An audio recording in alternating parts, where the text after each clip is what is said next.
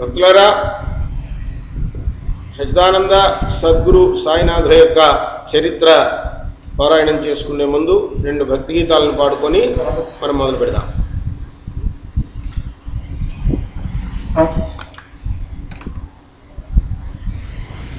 రండి.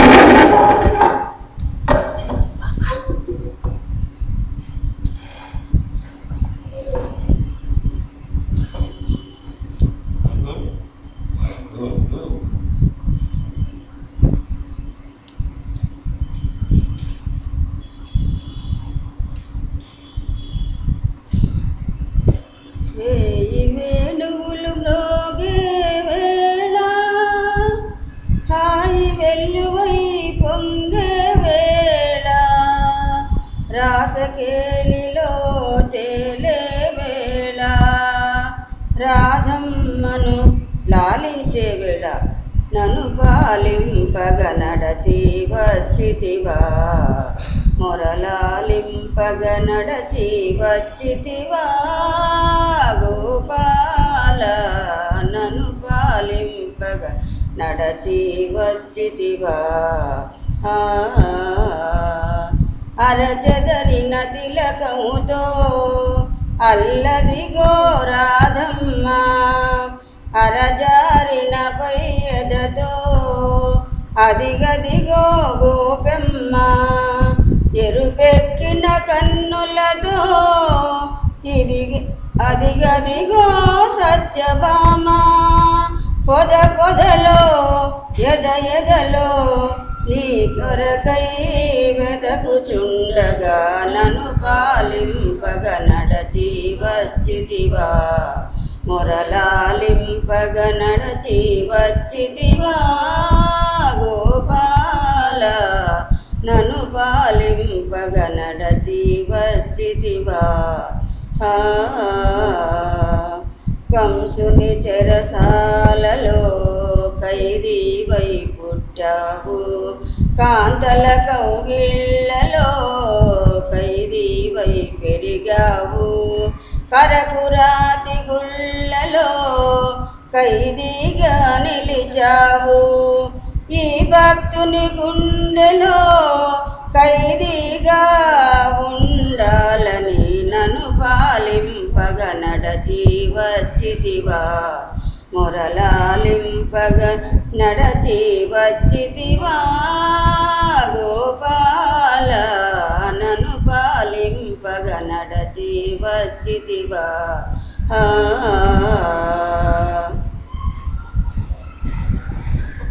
కస్తూరి రంగరంగా మాయన్న కావేటి రంగరంగా, శ్రీరంగరంగరంగా నిన్ను బాసి నేనెటుల జీవింతురా. చల్లమ్మ వారలెల్లా ఆ కబురు చక్కగా చెప్పగాను, పూతకి కబురాయను అప్పుడా పూతకి చనుదెంచెను.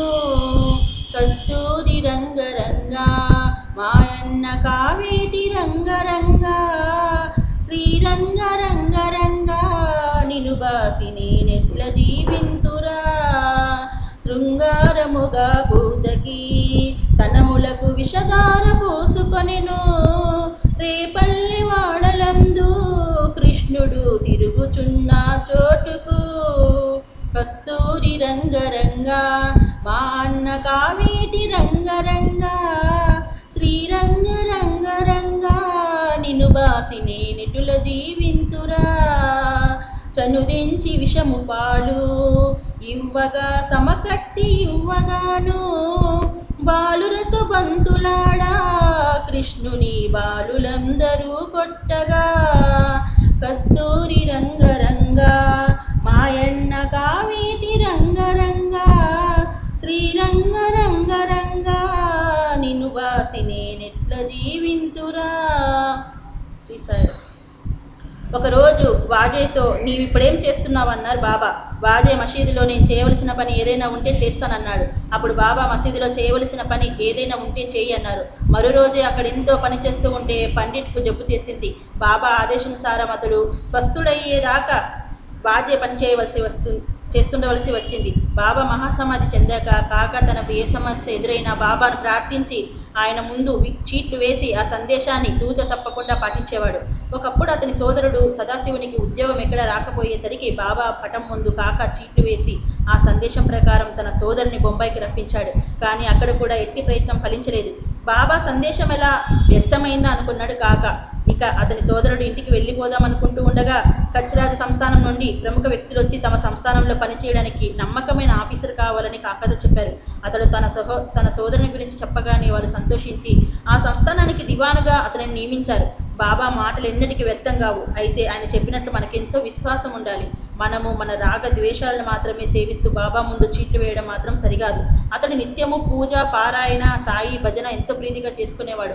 ప్రతి సాయంత్రము అతడు అటు ఇటు తిరుగుతూ తనలో తానే బాబా గురించిన 8 లేక 9 పాటలు పాడుకుంటుండేవాడు. నిజానికి అతనికి కూడా చక్కగా పాటలు వ్రాయడం వచ్చు. అలా వ్రాయవచ్చు కదా అని కాక మహాజని సూచించాడు కూడా. ఎందరో మహానుభావుడు రాసిన గీతాలుండగా పామరుడైన నేను కూడా వ్రాయపూనడం అర్థం లేని పని. దానివల్ల నేను ఒక గేయకారుడన్న అహంకారం బలపడడం తప్ప ప్రయోజనం ఏమీ ఉండదన్నారు. మనలో ఎంతటి సామర్థ్యం ఉన్నా అలాంటి వివేకం ఉండడం ఎంతో కష్టం. మన సామర్థ్యం లోకానికి వెల్లడయ్యే వరకు, మనలోని అహం కొత్త పువ్వులు పూచే వరకు మనకు నిద్ర పట్టదు. అది నశించే వరకు అతనికి నిద్ర పట్టలేదు.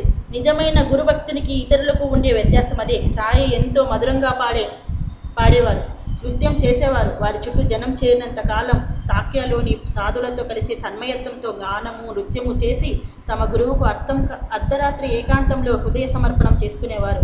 కానీ నలుగురు భక్తులు చేరేసరికి సాయి అన్నీ కట్టిపెట్టి మౌనంగానే తమ ఆత్మ నివేదన కొనసాగించారు. మనకు కొద్దిపాటి విద్య అబ్బితే ప్రజలు సాయిని మరిచి మన పాదాలపై రాలే వరకు నిద్ర పట్టదు. ఒకసారి కాకా దీక్షిత్ కుటుంబం అంతా షిరిడీలో ఉండగా అతని కూతురు వత్సలకి జబ్బు చేసింది. కాకా మాత్రం ఆ విషయమే బాబానేమి కోరక కర్తవ్యం ఆయనకే విడిచి ఊరుకున్నాడు. ఒకప్పుడు ఆ పాప విల్లేపార్లెలో అనేక వస్తువులతో నిండి ఉన్న పెద్ద అల్మారా పైకెక్కింది. ఎలా జరిగిందో గానీ అంత బరువైన అల్మారా ఆ పాప మీద పడింది. అయినప్పటికీ ఆ పాప గాజులు చిట్టడం మినహా కించిత్తు కూడా దెబ్బ తగలకపోవడం ఆశ్చర్యం. కానీ ఈసారి ఆ పాపకు జ్వరం రోజు రోజుకు హెచ్చుతున్నది కానీ తగ్గడం లేదు. ఒకరోజు బాబా ఆమె కలలో కనిపించి, నీవు ఇంక ఇక్కడే ఉండడం ఎందుకు, వచ్చి ఈ వేప చెట్టు కింద పడుకొని ఉండొచ్చు కదా అన్నారు.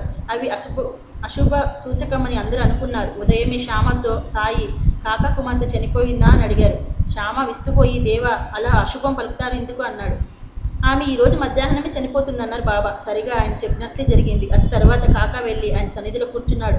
అప్పుడే అతనికి పోస్టులో ఒక గ్రంథం వచ్చింది. చూస్తే అది ఏకనాథుడు రాసిన భావార్థ రామాయణం. వెంటనే అది బాబాకిచ్చాడు.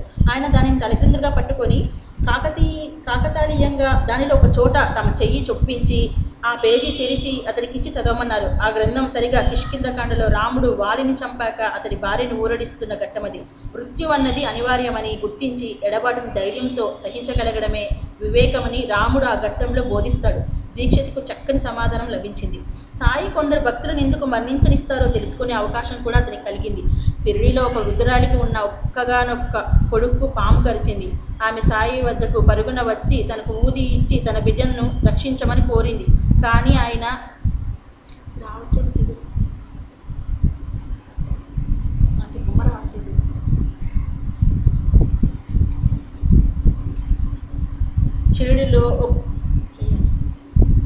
షిరిడీలో ఒక వృద్ధురాలికి ఉన్న ఒక్కగానొక్క కొడుకు పాము కరిచింది.